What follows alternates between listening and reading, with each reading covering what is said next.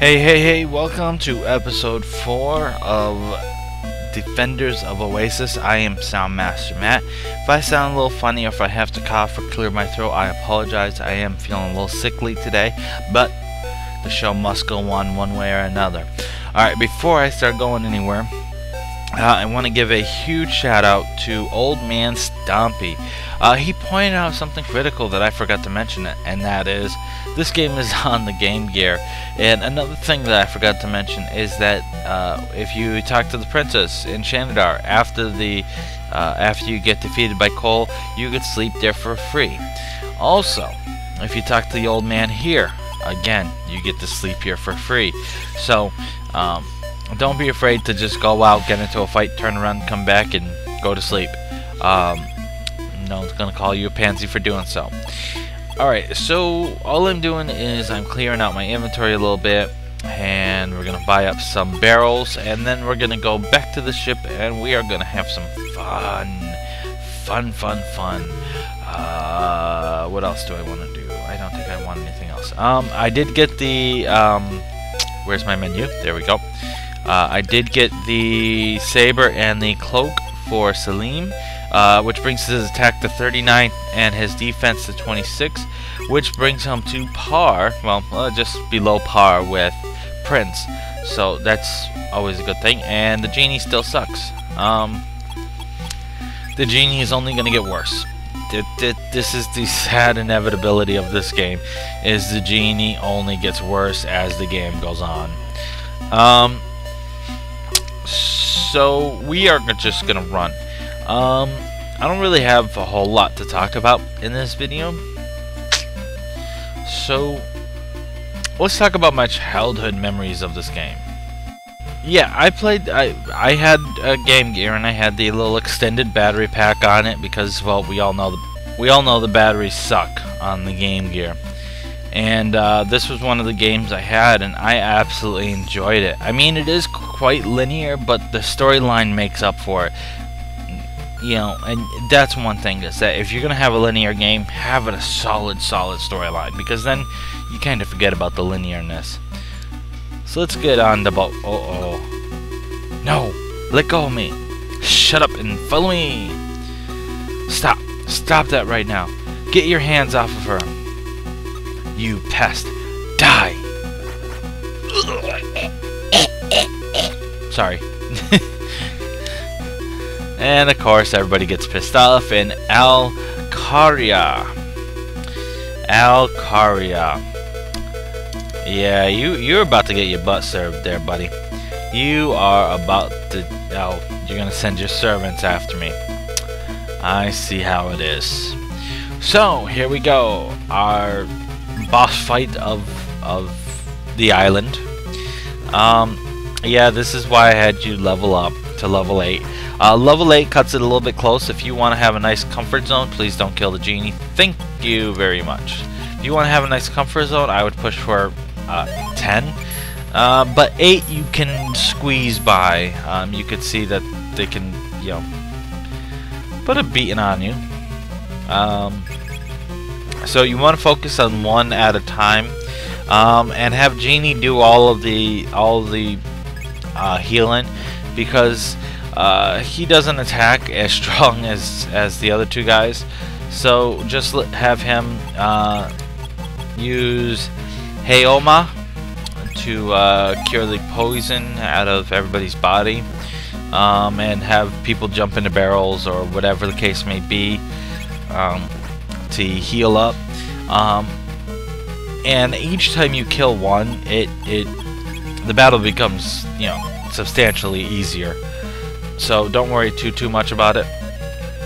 You do want to make sure that the genie stays high up in his health, because the genie can't take a hit for crap. You know, this, you know, entity of awesomeness is a freaking pansy. It kind of pisses me off. I mean, here's an almighty genie, and he is a friggin' pushover. I'm sorry, if you lived in a lamp for 1,000 years, you better come out knowing some kick-ass moves, because you had a lot of time to meditate and to figure out the meaning of the universe. It pisses me off. I mean, I know in every RPG there's that one character that just never does good. You know, just that pansy, you know, magician. I get that. And I understand why it seems like Genie as a magician is a fine idea, except for the fact that he turns to crap too damn quickly. You know, there should have been some level scale or level marker, something to use with the Genie. And no level ups. Well, you're not as helpless as I thought. How about this? Creatures of Darkness, appear before us. Now, Creatures of Darkness is actually the correct title for this next boss. It's also its subtitle. So, you know, these things are Crocotas, which have nothing to do with crocodiles, despite the beginning of the name does look like crocodiles. Crocotas are Indian hyenas. Well, it's where the name for hyenas came from. If you look at the official title of the spotted hyena, it's like Crocota Critea or something like that, which it gets its name from this. It is a evil dog who has extremely strong jaws and sharp claws, who is the enemy of both men and dogs alike. So these things are not to be trifled with. They are some mean mofos. Yes, sir. But because there's only two of them, they're quite a bit of a pansy, except for the. No, I thought that Breath of Fire was a party move. I forget. Do they even have a party move? I don't think they do. And I mean, magic does a limited amount. That's the other thing, is, you know, there is no weaknesses or strengths or anything like that. Magic is just an overall. It will do X to, you know, Y to X amount of damage, and that's it. There's no way to negate that. Alright, so Selim gained a level. Whoop de freaking doodad. You may have noticed already that I skipped a couple battles, and I'm going to continue skipping battles today, and tomorrow we're going to talk about some of the creatures that are in this area. Well, you're quite strong. Oh well, I'm leaving. Hope you decay on this island. Yeah, have a nice day to you too. Okay, so Dad is dead. And, you know, he's complaining that he couldn't protect the princess, and now he wants Selim to protect the prince. Well, I hope Selim's better than his dad. I mean, didn't do too well with the princess. Ooh, hey. Yeah, shouldn't knock on the dad. So what we're gonna do is we are going to hit a couple key points in the town, and then once we hit those key points, we're gonna close it off. And once we close it off, we are going. Alright, let's try this one again. We are going to end it off once we have to get to the next key point. So let's talk to the old man. You mean the ship's captain was, well, I shouldn't hit the button so quickly, but I'm glad you two survived. In this case, you won't be able to leave the island now. I'll tell the other villagers about it. Go have a rest. Yeah, whoop-de-doo. Okay, I shouldn't hit the X button so quickly. I'm so used to just like slamming the X button and speeding through text that it's hard not to. So let's talk to this guy here. I remember a story of a man who came to this island a long time ago. He went to the temple and never came out. I wish you would tell me more details about the story. Did I just like completely ad-lib that last sentence? I think I did. I wish I could. I think the village elder, a man who disappeared on this island. I seem to recall hearing something about that. The story is a bit long. Do you mind? Not if you sound like Leonard Nimoy. Legend has it, the lost powers were hidden deep within the temple. Yes, I remember. It was the time of Zahak, the Snake King. A man named... Hold on, I gotta look up the proper spelling. Radeon came to the island. He said he was on a voyage to defeat the Snake King in battle.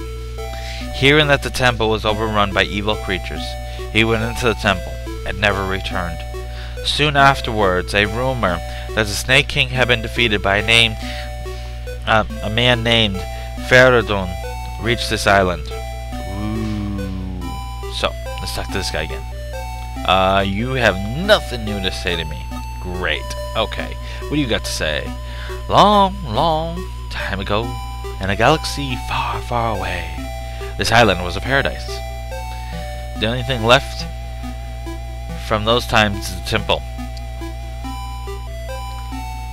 And yes, I did have to throw a Star Wars reference in there. Hey, out of my field. So you want to hear more about the temple? Do you know the solitary tree by the village? The one that I pointed you to earlier to say go battle over there if you want experience? Yeah, that one. The temple is not far behind that tree. But I should warn you that the temple has turned into a nest of evil creatures. So it's all been boarded up. But the boards are probably... Okay, those 3 triggers. Talk to the elder to go to bed, wake up, talk to the guy that's pacing in the elder's room, and then go talk to the elder again, and then come talk to this guy. You have to hit all 3 of those people in that order. So I guess it's 4 triggers, not 3. Whatever. I can't count. I fail at math. Once you get all 4 triggers, you can then come down, and there's quite a bit of damage. So let's break it down. You can get in. So let's look at what this crazy thing is. This is ancient script. It spells out words written by a sage in ancient times. If any race other than humans speak these words, they will be cursed. I can only listen to these words. I cannot speak them. So I don't know if that was like a British Indian or what the hell that was. I was just kind of reading it and it came out very strange. This is why I don't do voice acting. And so this is going to be the end of the video. It's probably only about 10 minutes long, but whatever. So next video we are gonna figure out what is those ancient texts, dive deeper into the temple, and nuke the Russians. I mean, nope, wrong game. Wrong game. So this is Soundmaster Matt, and I hope you enjoyed.